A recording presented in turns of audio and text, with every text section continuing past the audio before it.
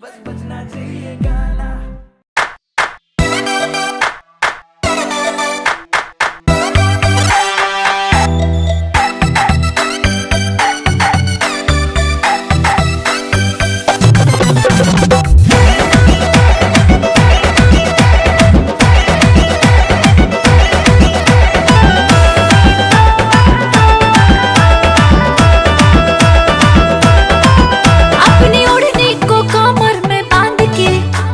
Swagger को बाहर निकाल के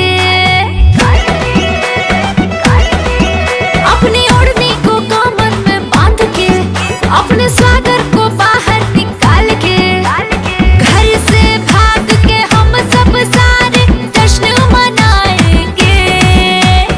देसी पौआ देसी पौआ देसी पौआ पी के नाचेंगे।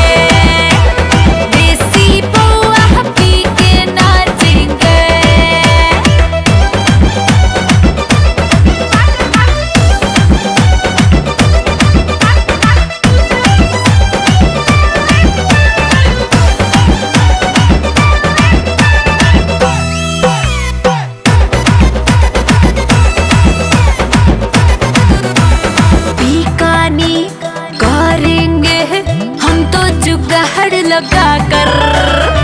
न्यू ईयर आया डियर, मस्ती करेंगे जमकर। अरे पीकानी करेंगे हम तो जुगाड़ लगा कर। न्यू ईयर आया डियर, मस्ती करेंगे जमकर।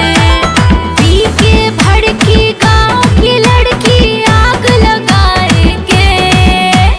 देसी पौआ देसी पौआ देसी पौआ पी के नाचेंगे। देसी पौआ पी के नाचेंगे।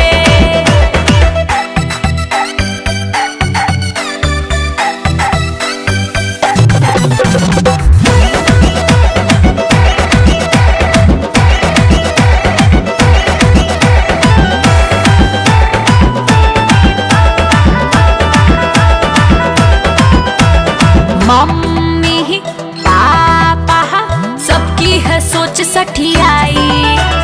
पार्टी ही साटी सब पे है रोक क्यों लगाई।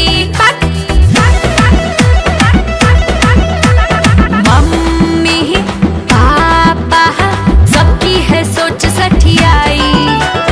पार्टी ही साटी सब पे है रोक क्यों लगाई।